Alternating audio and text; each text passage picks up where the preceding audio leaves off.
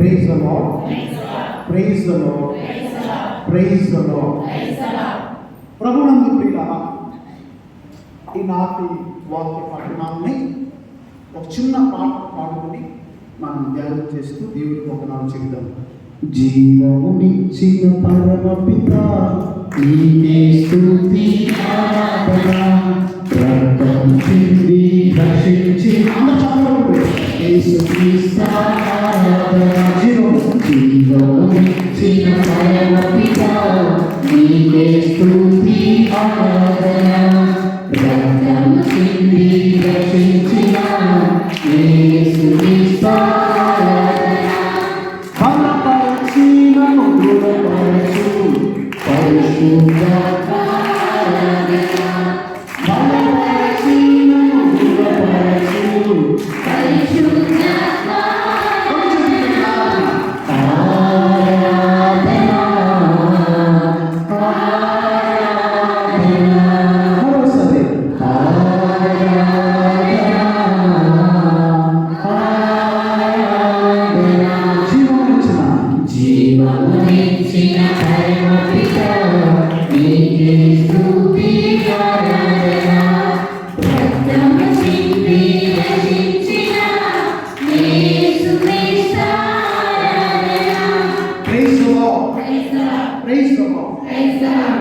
ప్రభునందు ప్రియులారా, ఈనాడు మనం చదివినటువంటి మొదటి పట్టణాన్ని ఒకసారి చూద్దాం. యెహోషువ గ్రంథము 5వ అధ్యాయము 9వ వచనంలో దేవుడు మనందరికీ ఒక వాగ్దానం చేస్తున్నారు, ఒక ప్రామిస్. ఏంటంటే, నేను మీలో ఉన్న అపకీర్తిని తొలగిస్తాను. దేవుడికి గట్టిగా చెప్పవాలి. ఏం తొలగిస్తాడమ్మా? గట్టిగా చెప్పాలి. ఏం తొలగిస్తాడు? అపకీర్తి. ఈ లోకంలో జన్మించిన ప్రతి ఒక్కరికి తప్పులు ఉంటాయి, పొరపాట్లు ఉంటాయి, మిస్టేక్స్ ఉంటాయి. కానీ మనం ఆ యొక్క మిస్టేక్స్లోనే ఉండవు, ఆ తప్పుల్లోనే ఉండవు, పైకి లెగాలి. ఏమవ్వాలమ్మా? దేవుడు ఈరోజు ఏమంటున్నాడంటే, నేను మీలో ఉన్న అపకీర్తిని తీసేస్తా, మీకు మళ్ళా మంచి జీవితాన్ని ఇస్తా. ఇశ్రాయేలు ప్రజలు బానిసలుగా ఉన్నారు, స్వతంత్రం లేదు. కానీ దేవుడు వాడుతూ అంటున్నాడు, ఇదిగో ఇప్పటి నుండి మీలో ఉన్న కష్టాలు, ఆ బాధను, ఆ శోధనను నేను తీసివేస్తా, మీ అపకీర్తిని తొలగిస్తా అని యెహోషువతో పలుకుతున్నాడు. ఈరోజు వాక్యం ద్వారా నీతో నాతో కూడా పలుకుతున్నాడు. తర్వాత అందరూ బైబిల్ తెలిసి చూడండి. ఎంతమంది ఉన్నాయి బైబిల్స్ ఇక్కడ? బైబిల్ అందరూ ఉంటాయా? 1, 2, 3, 4. అసలు నూతన నిబంధన పైకి లేపుతున్నారు, దాంట్లో యెహోషువ గ్రంథం లేదు. చాలా తక్కువ మందికి బైబిల్స్ ఉన్నాయి కదా. మీరు వరి కోతకి వెళ్తున్నారు, చేతిలో ఏముండాలి? ఏముండాలి? ఉండాలా? మామిడికాయ కోతకి వెళ్తున్నారు, చేతిలో ఏముండాలి? ఏముండాలి? ఉండాలా? వెళ్తారా మామూలుగా? నెక్స్ట్ టైం మీ ఫాదర్ గారు వాక్యం బాగా చెప్తారు కాబట్టి బైబిల్ చేతిలో పట్టుకొని దేవాలయానికి రావాలి. Praise the Lord, praise the Lord. నేను ఒకసారి ఒక గ్రామంలో ఒక అమ్మాయిని, ఒక స్త్రీని అడిగాను. ఆమె చదువు రాదు, కానీ పెద్ద బైబిల్ సంచులు వేసి వచ్చింది, పెద్ద బైబిల్. మామగారు ఏం పేరు అంటే మరియమ్మ అండి. మరియమ్మ గారు, బైబిల్ ఎప్పుడు చదవటం నేను చూడలేదు, మీకు చదవడం వచ్చింది. నాకు చదువు రాదు ఫాదర్. మరి బైబిల్ ఎందుకు మోసుకుంటున్నావమ్మా అంటే, ఆమెమని తెలుసా, నేను బైబిల్ మోస్తే ఆ దేవుడు నన్ను మోస్తాడు అంటే. గట్టిగా చెప్పవాలి. నీకు చదువు రాకపోయినా డోంట్ వరీ, పర్వాలేదు, but bring Bible with you. మీతో బైబిల్ తీసుకురండి. అది ఎవరు వాక్కు?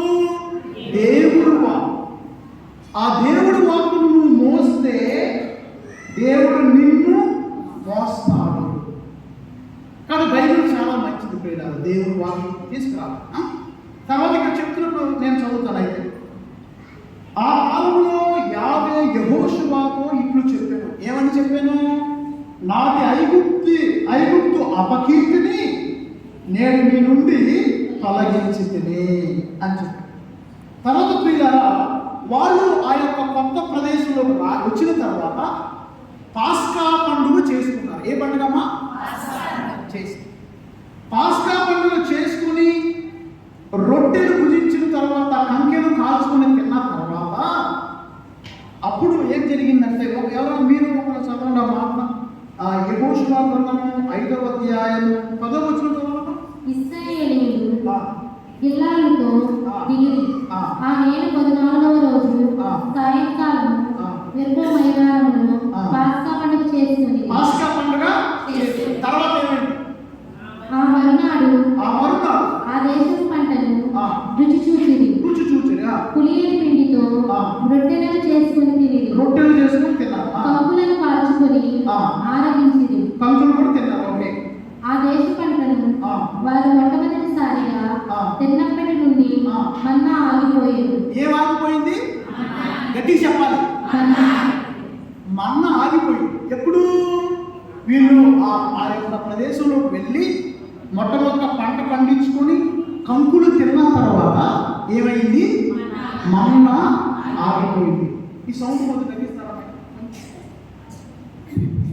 మన్నా ఆగిపోయింది అంటే ఇశ్రాయేలు ప్రజలు 40 సంవత్సరాలు ఎడారిలో ప్రయాణం చేశారు.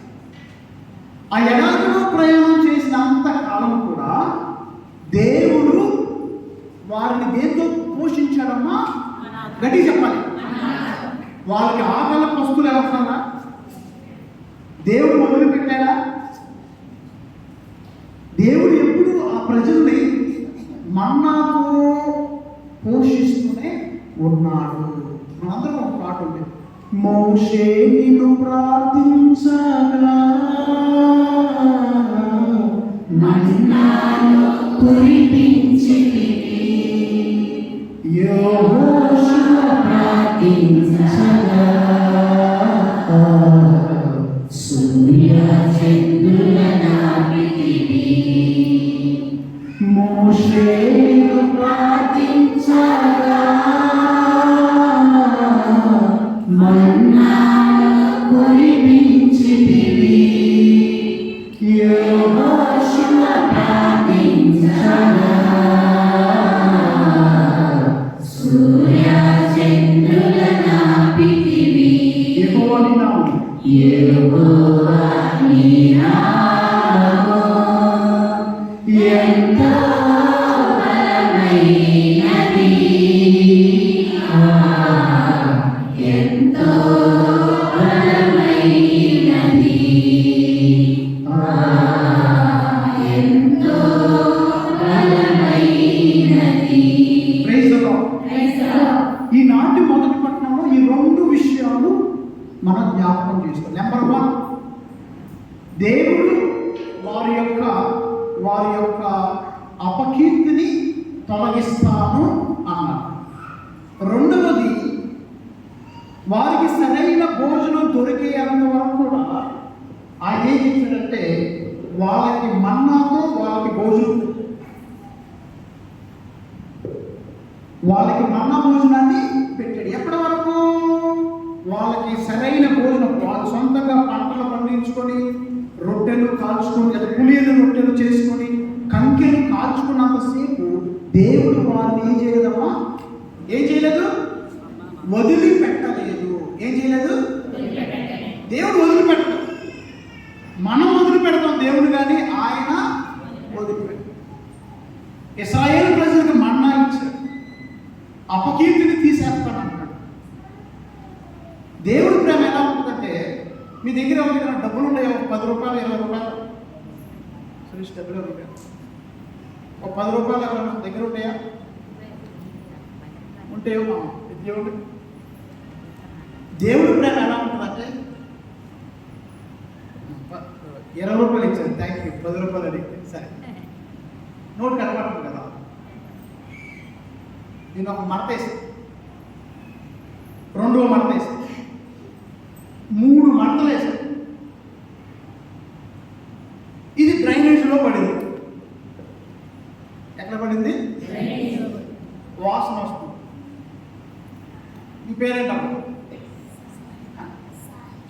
సాహితనా? సాహితి. సాహితి చూసింది.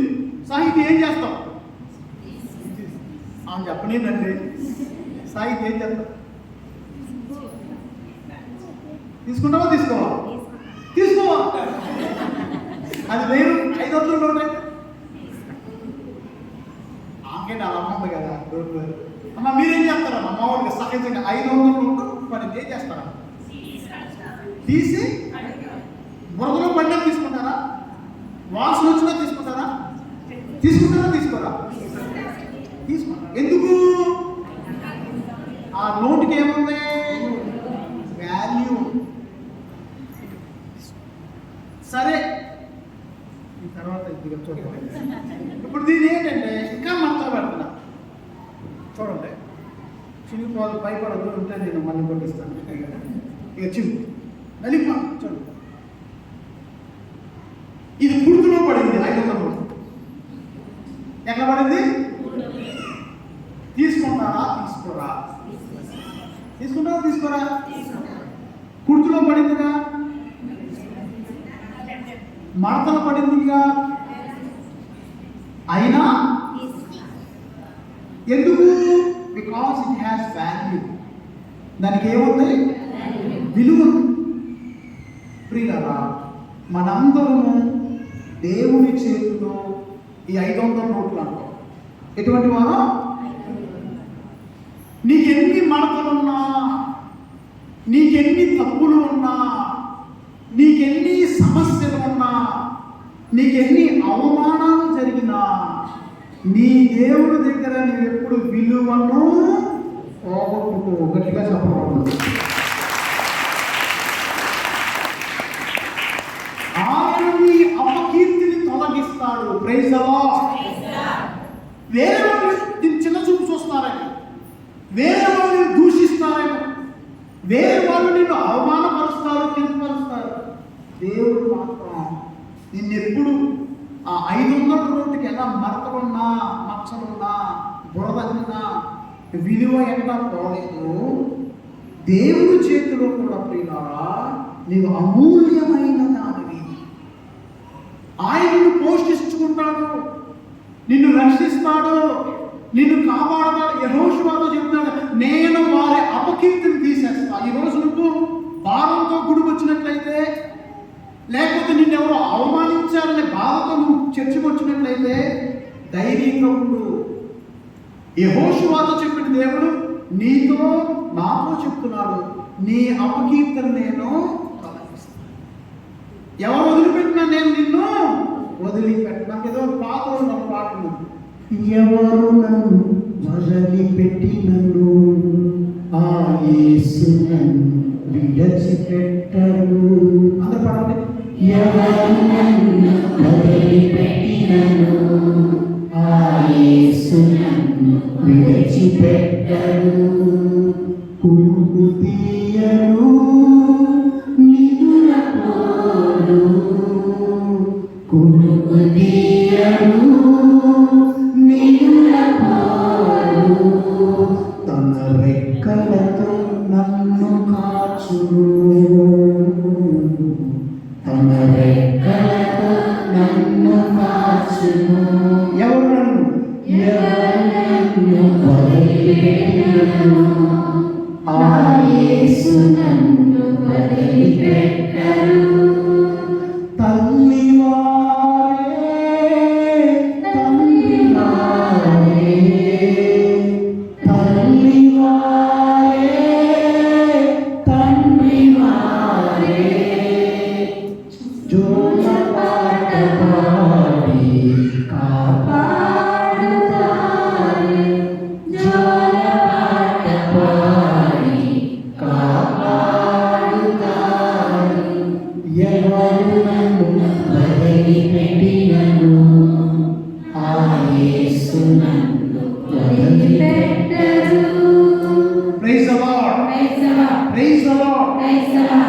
సారీ, శ్రీలంకలో యుద్ధం జరుగుతుంది. నిజంగా ఒక తండ్రికి 2 కొడుకులు ఉన్నారు. ఒకడు అవిటివాడు, కుంటివాడు, ఇంకొక ఆయన అన్ని అవయవాలు చక్కగా ఉన్నవాడు. యుద్ధంలో తండ్రి ఆ ఇద్దరిని మోయలేకపోతాడు. ఒకరు మోయగలరు, ఆయన ఇద్దరు చిన్న కవల పిల్లలు. ఎవరు తీసుకెళ్తాడు ఏమ్మా? అవుటి వాడిని, మీరు మంచోళ్ళు కాబట్టి అవుటి వాడిని తీసుకెళ్తారు. ఆయన ఇద్దరు మోయలేడు, ఒకనే తీసుకెళ్తాడు. మరి మన మైండ్ ఏం చెప్పుద్ది? ఎవడో మనకి ఉపయోగపడతాడో వాటిని మాత్రమే తీసుకెళ్తాం. మరి ఆయన ప్రేమ ఉంది కానీ శక్తి లేదు, ఇద్దరిని పోయలేడు, ఒక్కడనే తీసుకెళ్తాడు. కాబట్టి ఆయన తండ్రి ఏం చేశాడంటే వికలాంగులను వదిలేసి పనికొచ్చే కొడుకుని భుజాల మీద వేస్తాడు.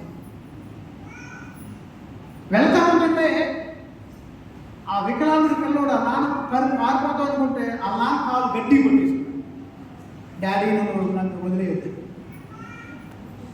కాలు పట్టుకున్నప్పుడు ఈయన వేలు కింద పడిపోయాడు. అన్న ఆయన కింద పడినప్పుడు ఒక బుల్లెట్ ఇలా దూసుకునేది. ఆ నాన్న నుంచుంటే అక్కడికక్కడే చచ్చిపోయాడు. కానీ ఈ వికలాంగుని ఇలా గట్టిగా పట్టుకొని డాడీ అని ఏడవడం వల్ల ఆ నాన్న కింద పడిపోయాడు. ప్రాణాలను కాపాడుకోబడి ఎవరు కాపాడారు? ఎవరు కాపాడారు? వికలాంగుడు తండ్రిని కాపాడు. గట్టిగా శబ్దం. మనుషులు వదిలేస్తారు, దేవుడు మాత్రం వదలడు. ఇవన్నీ ఎందుకు చెప్తానంటే ఈరోజు సువిశేషం అదే. తండ్రికి ఇద్దరు కొడుకులు, ఈ మొత్తం 3 పర్సనాలిటీస్ మనకి, 3 వ్యక్తిత్వాలు మనకి కనపడదు. ఒకటి తండ్రి ప్రేమ, రెండవది దుడుకు చిన్నవాడు చేసిన తప్పు, మూడవది పెద్ద కొడుకు. ఈ మొట్టమొదటిగా అసలు యేసు ప్రభు ఇది ఎందుకు చెప్పారంటే అందరూ ఒకసారి రోమా సువార్త 15వ అధ్యాయం 1-2 వచనాలు చూసినట్లయితే అక్కడ ఏం జరిగిందంట? సుంకరులు పాపులు అందరూ యేసు బోధన వినుటకై, అది బాగానే ఉంది. సుంకరులు పాపులు అందరూ యేసయ్య దగ్గరికి వస్తున్నారు, బాగానే ఉంది. తర్వాత ఏమైంది? అది చూసి పరిసయ్యులు ధర్మశాస్త్ర బోధకులు ఇతడు పాపులను చేరదీచు వారితో కలిసి భుజించుచున్నాడు అని సనుగు కొనసాగారు. Praise the Lord. ఏం చేశారంట? వాళ్ళు కొనుక్కున్నారు. ఏం చేశారు? ఎవరి మీద? యేసు. ఆయన తప్పేం చేశాడు యేసు ప్రభు? పాపులు సుంకరులు అందరినీ దగ్గరికి చేర్చేసాడు. తప్పదు దాంట్లో. వీళ్ళు ఏమంటున్నారు? అసలు ఈయన ఈ బోధకుడే కాదు, ఈ నీతి మంతుడే కాదు, ఈ నీతి మంతుడైతే పాపుల దగ్గరికి ఎందుకు వెళ్తాడు అని ప్రభువుని ఏలెత్తి చూపిస్తున్నారు. అంటే కొందరు మైండ్ ఎలా ఉంటుందంటే ఎప్పుడు నెగిటివ్గా ఉంటుంది. నువ్వు ఎంత మంచి చేసినా అదేం చూస్తారు? నెగిటివ్గానే. నువ్వు ఎర్ర కళ్ళలో పెట్టుకున్నావు అనుకోండి, అంత ఎలా కనపడుతుంది? పచ్చ కళ్ళలో పెట్టుకుంటే ప్రాబ్లం ఎక్కడుంది? నా కళ్ళలో. ఈ పరిస్థితులు ధర్మశాస్త్ర బోధకులు ఎప్పుడు ఏ తప్పు కనుక్కుందామా, ఏ మిస్టేక్ మనం అనుకోవచ్చు. మనం ఒకళ్ళు ఏలెత్తు చూపేమనుకోండి, ఒక ఏళ్ళు ఇలా చూపిస్తున్నాం, ఈ 3 ఏళ్ళు ఎవరో చూపిస్తున్నాయి? వ్యభిచారంలో పట్టుబడిన స్త్రీని అందరూ రాళ్ళతో కొట్టి చంపాలనుకున్నారు. ప్రభు ఏమన్నారు? మీలో తప్పు చేయనోడు ఎవరైనా ఉంటే మొదటి రాయి వేయమని. ఎవరు వేశారా? అందరూ పాపం. వాళ్ళ రాయిలా పట్టుకుంటే ఆ రాయి వాళ్ళ హృదయాన్ని చూపించిందంట. వాళ్ళ గుండె ఎలా ఉంది? రాయిలా. ఇక్కడ వీళ్ళు తప్పు కనుక్కోవాలనుకుంటున్నారు. అప్పుడు యేసు ప్రభు ఇది ఈ ఉపమానం వాళ్ళకి చెప్పారు. ప్రియులారా, తప్పుపోయిన కుమారుడు చేసిన మొదటి తప్పేంటి? అమ్మా, తండ్రి దగ్గర నుండి.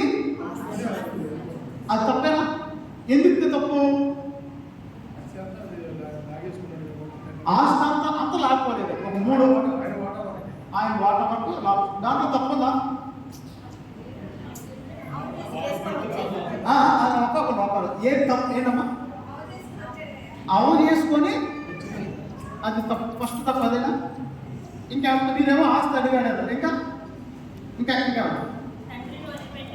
తండ్రిని వదిలిపెట్టి వెళ్ళాడు కాబట్టి తప్పు. ఇంకా ఫాదర్ మీరు తప్పకూడదు.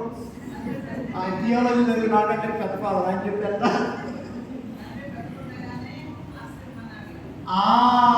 సరే, తండ్రి బ్రతికుండగానే ఆస్తులు ఎప్పుడు పంచుకుంటారు? తండ్రి బ్రతికుండగానే తండ్రిని చంపాడు. ఏంటమ్మా? తండ్రి బ్రతికుండగానే. చాలా బాధ. ఆ రోజుల్లో సాంప్రదాయం ఏంటంటే తండ్రి చచ్చిపోయి తండ్రి దగ్గర అందరూ పని వాళ్ళకి ఉండవు. తండ్రి యజమాని అంతే. ఆయన బతుకున్నంత కాలం తండ్రి గృహానికి యజమాని. ఆయన బతుకుండగానే ఆయన దగ్గరికి వెళ్ళి బలవంతంగా ఆస్తి రాపించుకొని నువ్వు బాగుపడ్డా మరి కనీసం అసలు తండ్రి దగ్గర నుండి ఎందుకు వెళ్ళిపోయాడు? ఎందుకు వెళ్ళిపోయాడు? మామూలుగా వెనకొస్తారు. ఇప్పుడు కస్టర్ ఫాదర్ గారు, చాలా మంది ఫాదర్ విదేశాలకు పారిపోతున్నారు. ఆయన ఏం చేశాడు? అక్కడ నుండి నేను ఇక్కడ పనుందో మాత్రం ఇక్కడికి వచ్చేసాను. అక్కడ ఈ తేలికనే ఉంటుంది. అక్కడ విదేశాలు పెద్ద పనే ఉండదు. ఇక్కడ ఊళ్ళు తిరగాలి, చాలా తిరగాలి. ఇప్పుడు 3 పని అట్లే వదిలేసి ఇక్కడికి వచ్చేసారు. ఎందుకంటే నా ఇక్కడ పని ఉంది, ఫాదర్ అవసరం ఉన్నాయి, ఇక్కడికి వచ్చేసారు.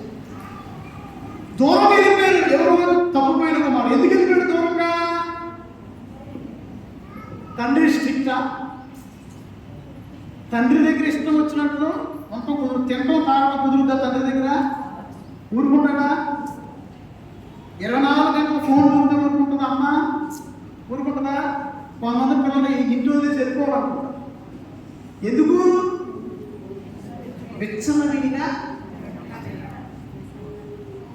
వెచ్చనడిగా ఉండడానికి తండ్రి నుండి వెళ్ళిపోదాం అనుకున్నా. వెళ్ళిపోయాడు. సరే, బాగుపడ్డాడా? డబ్బు ఉన్నంతసేపు మైండ్ పనిచేయదు, అవునా? అప్పుడు దాకా ఫ్రెండ్స్, స్నేహితులు అటు వెళ్ళాడు, ఇటు వెళ్ళాడు, తిరిగాడు, అన్ని తిరిగాడు. చివరికి డబ్బు, అప్పుడు కళ్ళు, పైసా ఎవరో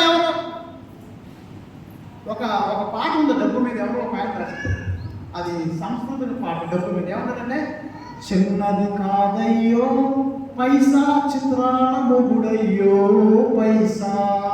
డబ్బు అది నీ దగ్గర ఉంటుంది, నా దగ్గర ఉంటుంది, 3వ వాడిని మురిపిస్తుంటది. ఏంటి? మాటలాడదయ్యో పైసా, మతలము చేస్తుందో పైసా. మాట్లాడటం అంత సైలెన్స్ అయిపోయింది. అది చదువులు ఇస్తుంది, సరుకులు ఇస్తుంది, వాళ్ళకి వీళ్ళకి పదవులు ఇస్తుంది. ఏంటి? తోకముండదయ్యో పైసా, లోకము తిరుగుతో పైసా. అసలు ఎంత సైలెంట్ కిల్లర్.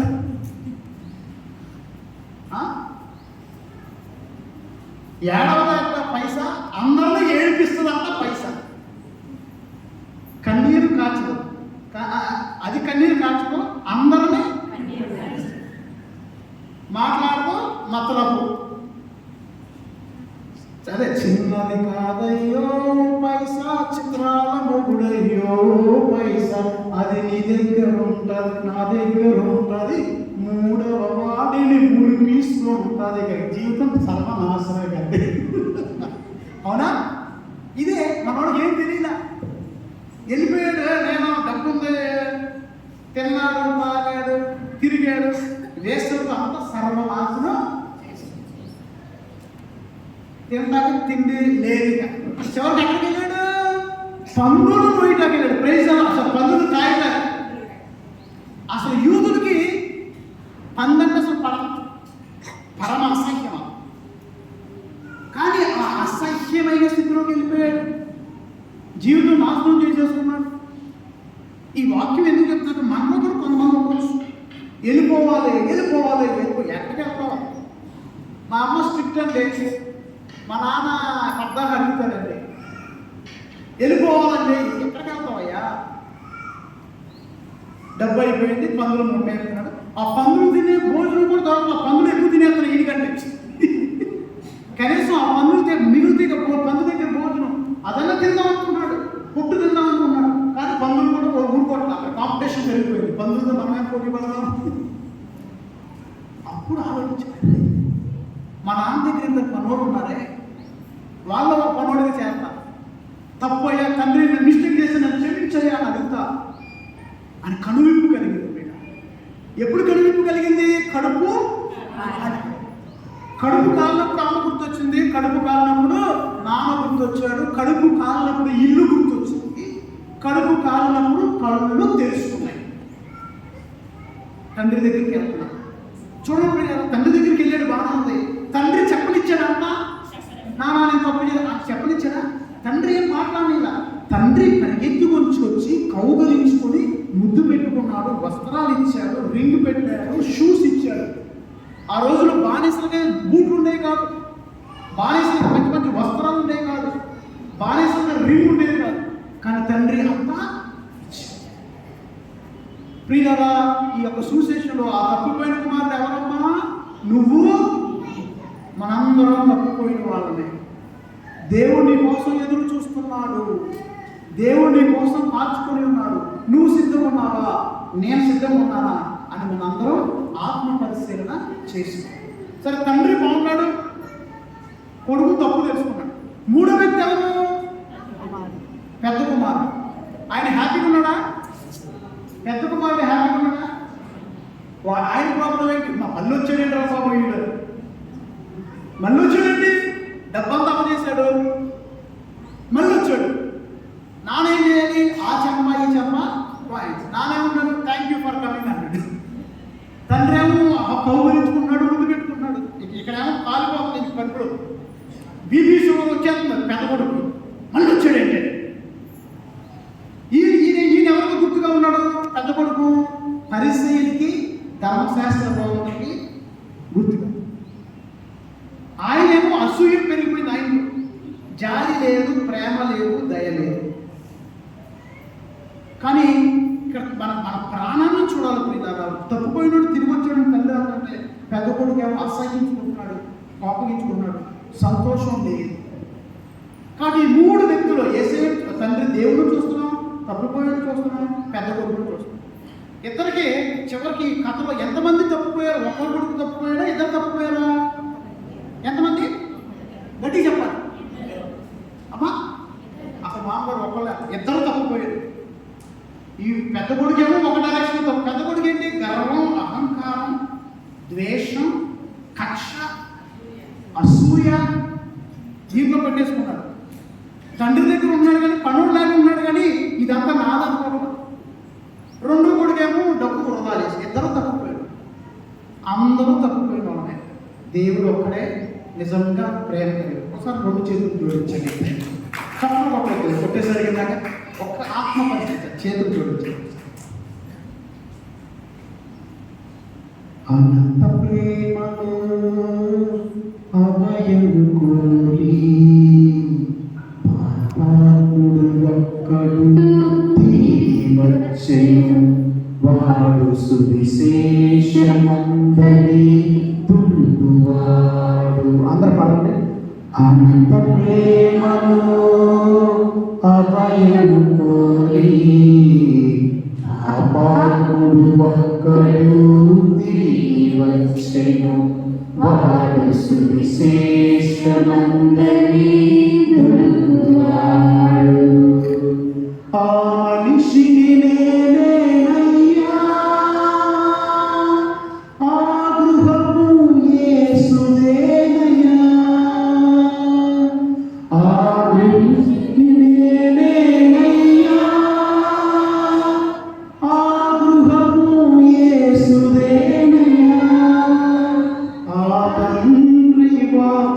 వాత్సల్యం దయతోడనెల్లా, ఆ తండ్రి వాత్సల్యం దయతోడనెల్లా, నా రాకకై ఎదురు చూచెను, నా రాకకై ఎదురు చూచెను. అనంత ప్రేమలో అనంత ప్రేమలో అభయము కోరి పాపాత్ముడు ఒక్కడు తిరిగి వచ్చెను, వాడు సువిశేషమందరి మొదలువాడు. కృపగల దేవా, దయగల తండ్రి, ఆ తప్పిపోయిన కుమారుడు మేమే. ఈనాటి 2వ వచనంలో మీరు చెప్తున్నారు, క్రీస్తునందు ఉన్నవాడు నూతన సృష్టి. ప్రభువా, మేమందరం క్రీస్తులో నెలకొని క్రీస్తు చెంతకు వచ్చి మా పాప జీవితాన్ని వదిలిపెట్టి తప్పిపోయిన కుమారుడు తప్పు తెలుసుకుని మీ చెంతకు వచ్చినట్లుగా మా అందరికీ నూతన జీవితం దయచేయమని, మా అపకీర్తిని తొలగించమని, మన్నాతో పోషించినట్లుగా మా యొక్క హృదయాన్ని నీ శరీర రక్తములతో పోషించమని మా ప్రభువైన క్రీస్తు ద్వారా వేడుకొంచున్నాము తండ్రి. అందరినీ నిలబడి పరలోకము